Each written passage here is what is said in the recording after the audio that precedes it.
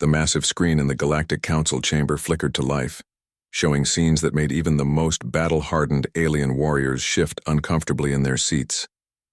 Ambassador Veltara's forearms trembled as she pointed at the tactical display, her usually steady voice cracking with something that sounded dangerously close to fear. 3 days, she whispered, then louder. Just 3 days for the humans to completely destroy the Scarix Armada. The assembled representatives from 847 different species watched the footage in stunned silence. What they saw defied everything they thought they knew about warfare. The Scarix had brought 20 ships for every human, vessel, advanced weaponry that had conquered dozens of worlds, and battle tactics refined over centuries of conflict. It should have been a massacre, but not the kind they witnessed. Commander Park Minho appeared on screen, calmly directing his engineers as they stripped apart asteroid mining equipment and rebuilt it into weapons that shouldn't have existed. The aliens watched him smile while explaining to his crew how a simple ore extractor could punch through military-grade shields when properly modified. His voice carried the casual tone of someone discussing weekend plans, not improvising death. Machines in the middle of space. The footage shifted to Captain Kim Nayeon's Psychological Warfare Division. She sat in what looked like a radio studio, speaking softly into a microphone. The aliens couldn't understand her words, but they could see the results. Entire Scarix battalions simply stopped fighting. Some threw down their weapons. Others turned their ships around and fled. A few even switched sides mid-battle, firing on their own allies. How? Council Speaker Morden's tentacles writhed in agitation. How did they break our enemy's will to fight with nothing but words? Dr. Kaleth, the Council's leading expert on human psychology, cleared his throat nervously. The humans studied Scarix family structures, religious beliefs, and cultural fears. Captain Kim's broadcasts contained carefully crafted messages that convinced individual Scarix soldiers that their commanders had betrayed them, that their families would be shamed if they continued fighting, and that surrender was the only honorable choice. The room fell silent except for the soft hum of life support systems. On screen, human forces moved with terrifying efficiency. They didn't follow the established rules of civilized warfare. They didn't engage in honorable single combat or respect traditional battle formations. Instead, they swarmed like insects, adapted like viruses, and struck with the coordinated precision of a species that had spent thousands of years perfecting the art of killing their own kind. One particularly disturbing clip showed human soldiers using their own damaged ship as a weapon, ramming it into a Scarix command vessel while evacuating through escape pods that had been secretly modified with stealth technology. The human commander, a young woman named Lieutenant Yoon Soyeon, actually laughed as she explained the tactic to her confused alien allies. Every human conflict in their history has been recorded, studied, and learned from, Dr. Kaleth continued, his voice growing more worried with each word. They don't just fight wars. They collect them, analyze them, and improve upon them. What we witnessed wasn't just a victory. It was a demonstration. Ambassador Veltara's skin had shifted to the pale blue color that indicated extreme stress among her species. The Scarix Armada had never lost a major engagement in 300 years of expansion. The humans didn't just defeat them, they made it look easy. The footage continued, showing human forces that seemed to anticipate every enemy move. When the Scarix tried to retreat, the humans were already blocking their escape routes. When enemy reinforcements arrived, they found their supply lines mysteriously severed. When the Scarix attempted their feared boarding actions, they discovered that human ships had been designed with deadly traps built into the corridors. It's like they knew exactly what the Scarix would do before the Scarix knew it themselves, muttered Ambassador Theknor of the Rigelian Republic. Council Speaker Morden raised one massive arm for silence. The chamber fell quiet, filled only with the soft breathing of dozens of different species, all united by a growing sense of dread. The evidence is clear, Morden announced, his voice carrying across the vast chamber. Humanity represents a threat to galactic stability that we cannot ignore. Their methods of warfare violate every treaty, every code of honor, every principle that separates civilization from barbarism. In the human section of the chamber, Ambassador Lee Sojin sat, perfectly still. She wasn't arguing or protesting, she wasn't even taking notes. She simply watched the proceedings with the patient expression of someone waiting for an inevitable conclusion. Therefore, Morden continued, I move that Resolution 2847 be put to immediate vote. Humanity will be restricted from all military conflicts throughout the galaxy, effective immediately upon passage.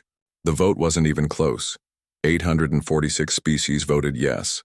Only Earth voted no. As the chamber erupted in relieved chatter, Ambassador Lee finally moved. She activated her communication device with the same calm precision she'd shown throughout the entire session. Sol Command, this is Ambassador Lee, she said quietly, her words somehow carrying despite the noise around her. Initiate Contingency Protocol 7. Tell President Choi that the gloves are officially off. The nearby alien delegates who heard her words felt a chill that had nothing to do with the station's air conditioning.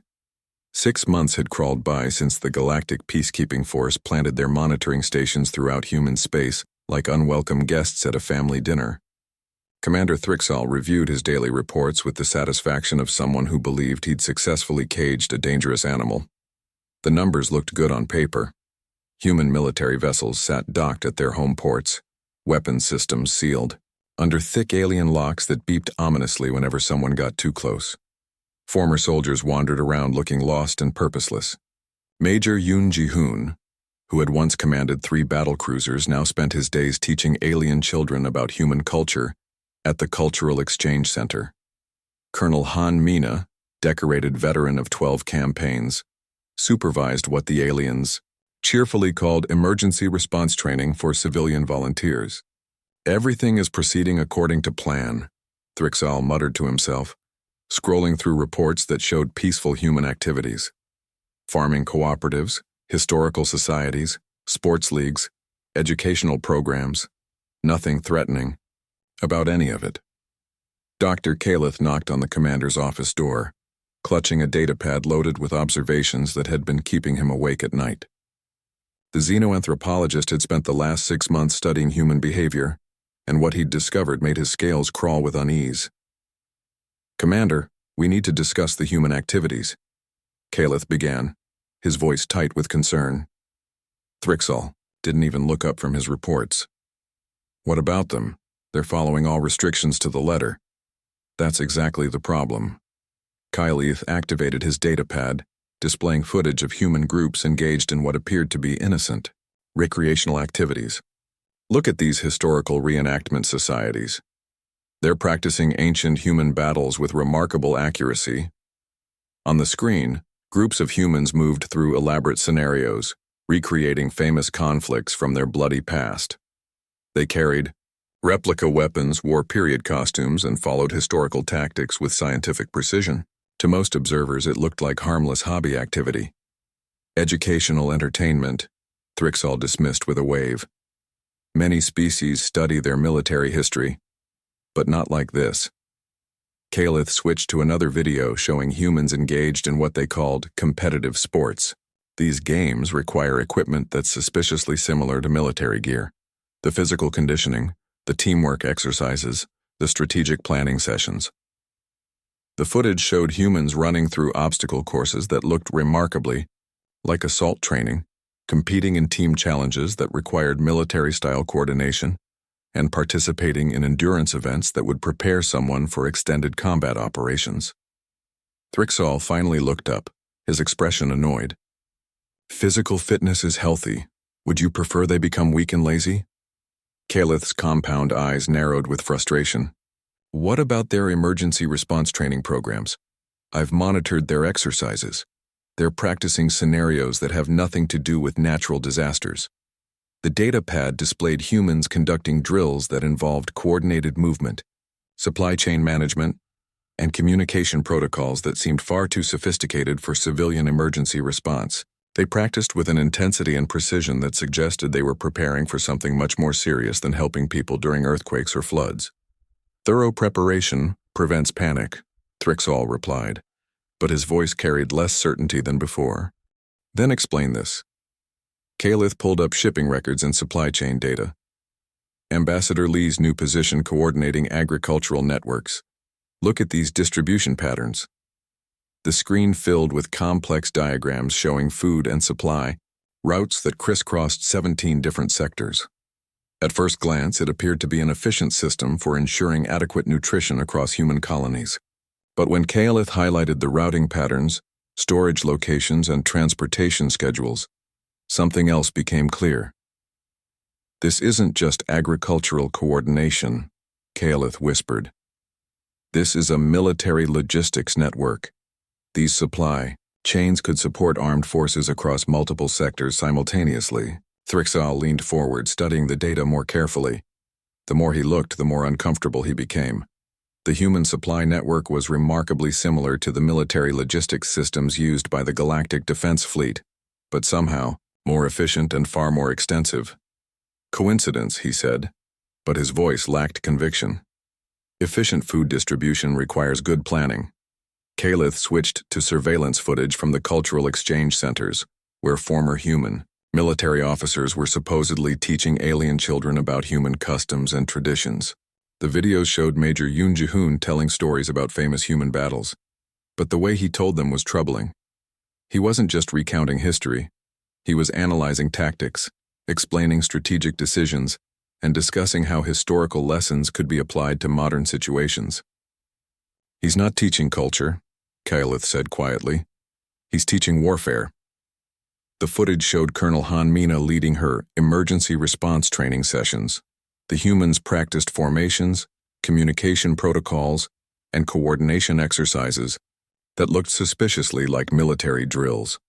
They moved with the kind of precision that came from extensive training, not casual preparation. "And these aren't emergency responders," Kaelith continued. "They're soldiers maintaining their skills under the pretense of civilian activities." Commander Thrixal sat back in his chair, the weight of realization settling on his shoulders like a heavy blanket.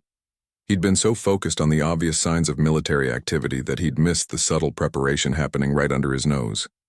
"But why?" he asked, more to himself than to Kaelith. "What are they preparing for?" 3 levels below the peacekeeping station, Ambassador Lee Sojin reviewed shipping manifests in her Agricultural Coordination Center. The irony wasn't lost on her that the aliens had given her exactly the position she needed to prepare for what was coming. Her communication device chimed softly with an encrypted message from Earth. "Keth Mori movement detected in Outer Rim sectors," the message read. "Estimated arrival at core worlds in 32 days. Contingency Protocol 7 remains in effect." Lee smiled and deleted the message. The aliens had spent 6 months believing they'd successfully contained humanity's military capabilities. Soon they would discover the truth that every human had understood from the beginning. You can't stop a species from being what they are. You can only choose whether they're your ally or your enemy when the moment comes. She returned to her shipping manifests, making small adjustments to delivery schedules that would ensure adequate supplies reached key locations throughout human space. To any observer, she was simply doing her job coordinating agricultural distribution. In reality, she was preparing for war. The morning sun cast long shadows across the quiet suburban street when everything changed forever. People were going about their normal routines, grabbing coffee, walking dogs, heading to work, completely unaware that their world was about to be turned upside down. It started with a low humming sound that seemed to come from everywhere at once. Children playing in their yards stopped and looked up at the sky. Adults paused their conversations, straining to identify the strange noise that made their teeth ache and their skin crawl.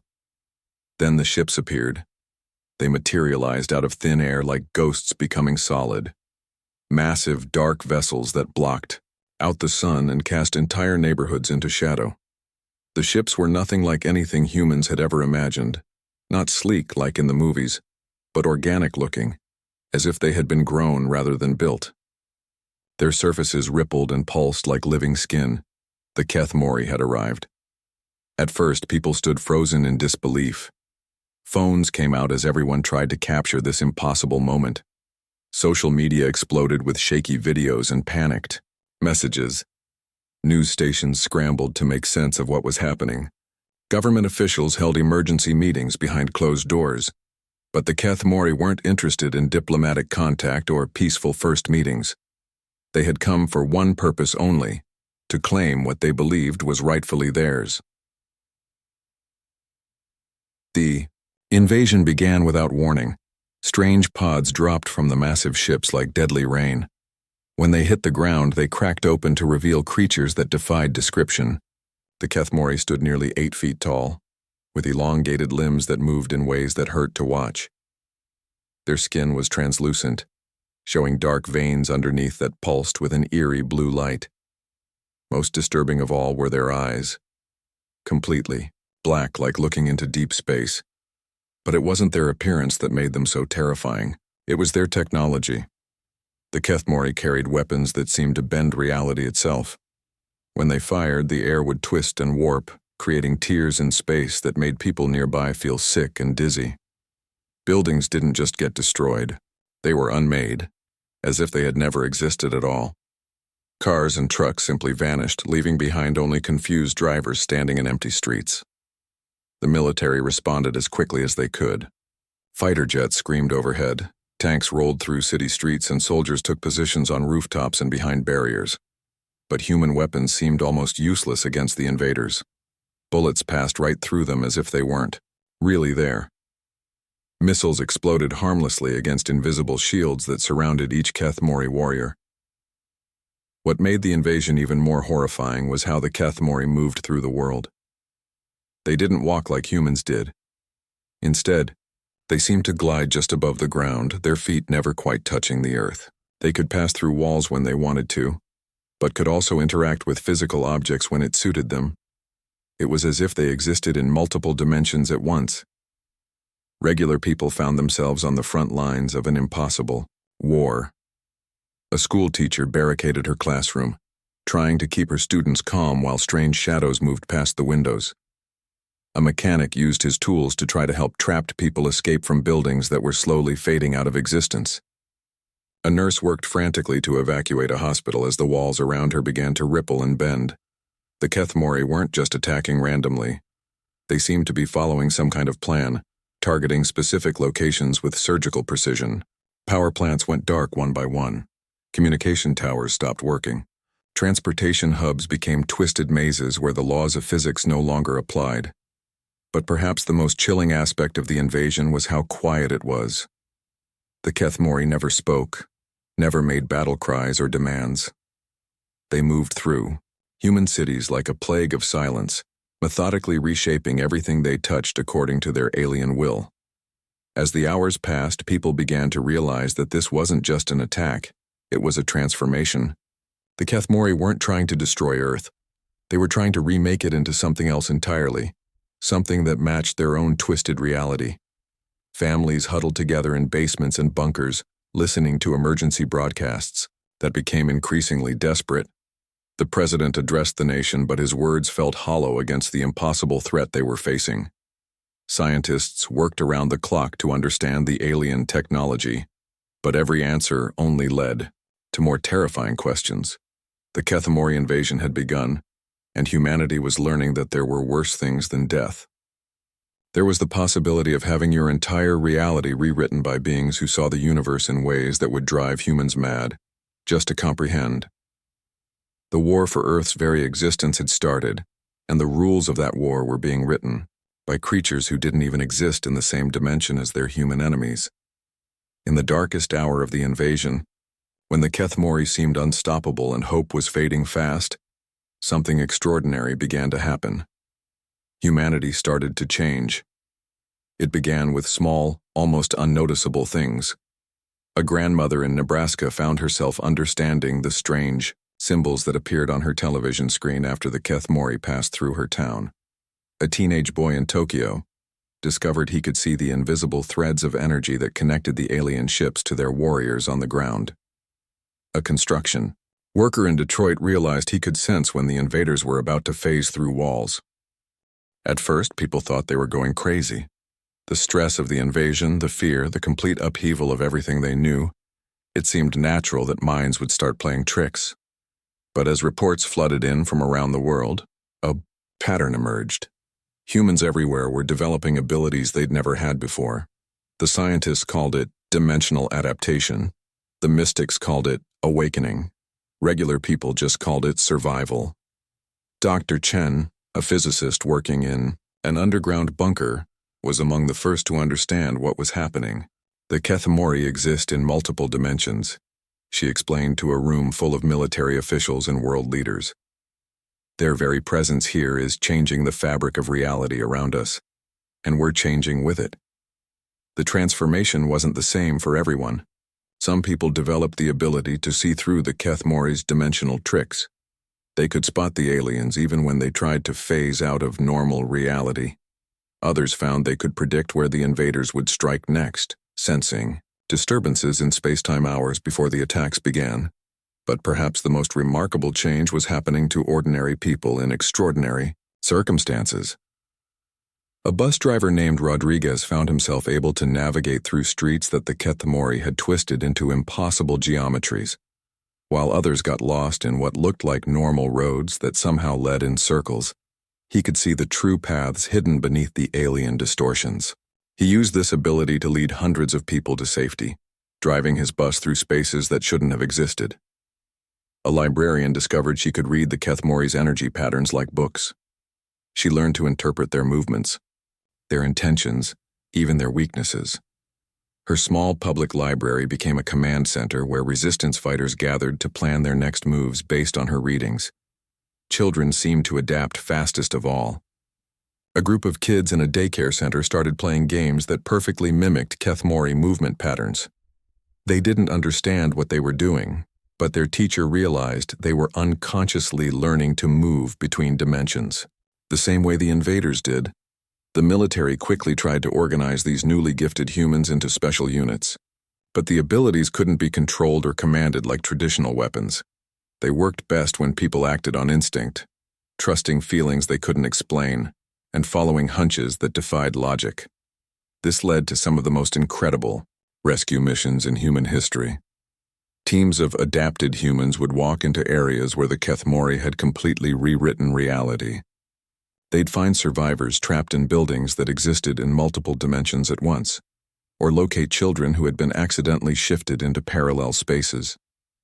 One of the most famous incidents involved a firefighter who could somehow anchor himself to normal reality while moving through Kethmori-altered zones.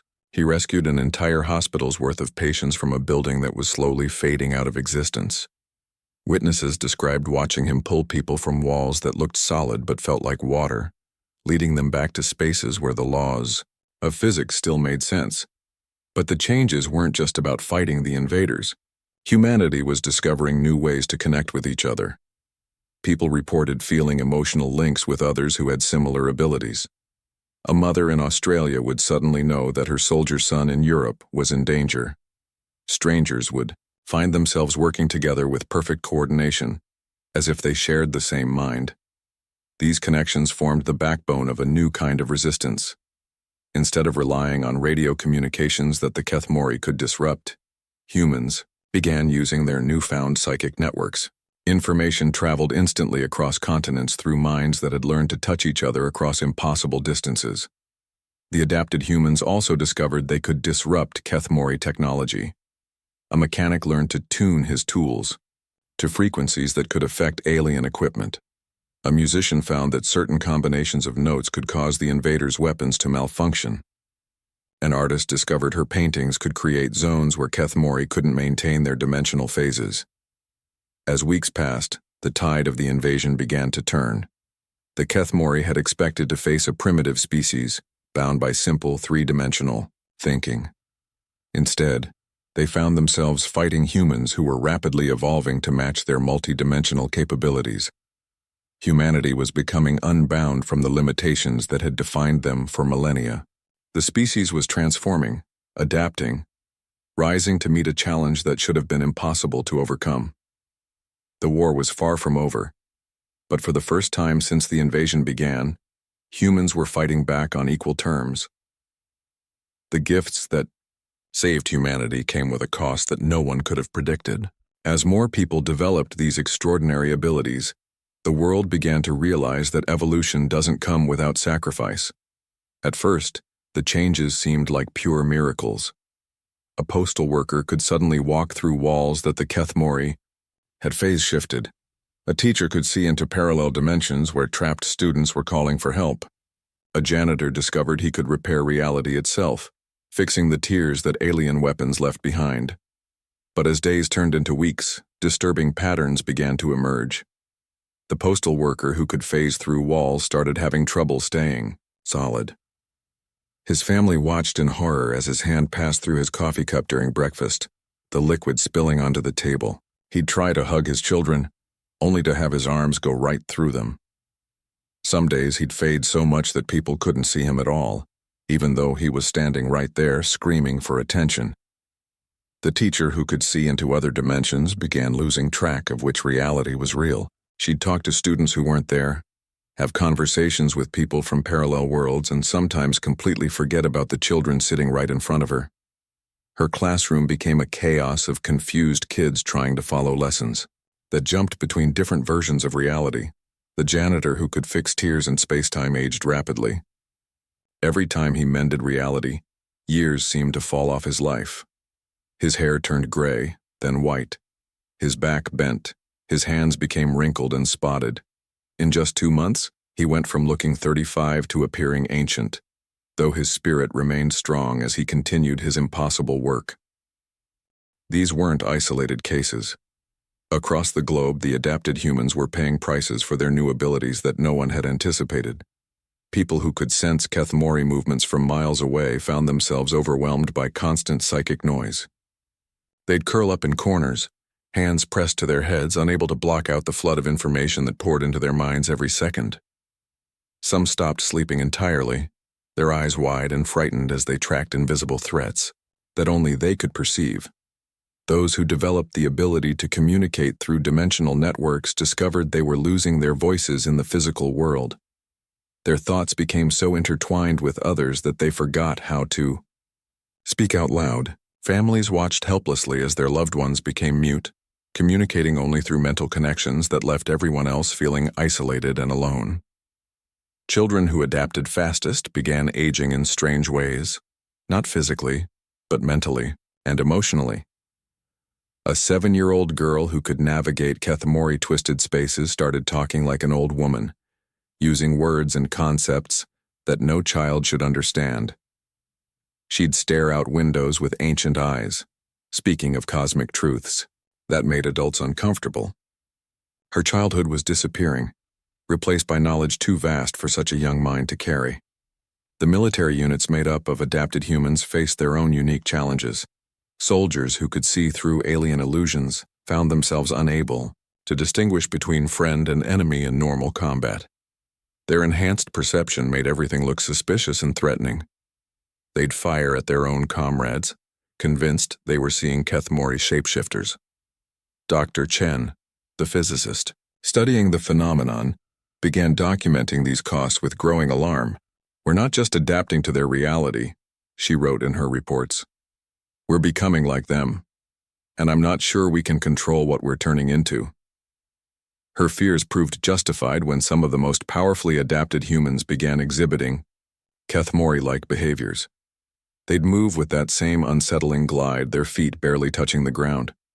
Their voices took on the strange, echoing quality that made people's skin crawl.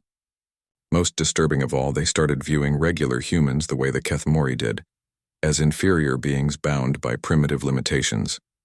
A group of highly adapted individuals formed what they called the Ascended. They believed that humanity's future lay in completely abandoning their original nature and embracing the multidimensional existence that the invasion had unlocked. They began recruiting others, promising freedom from physical limitations but demanding total transformation in return.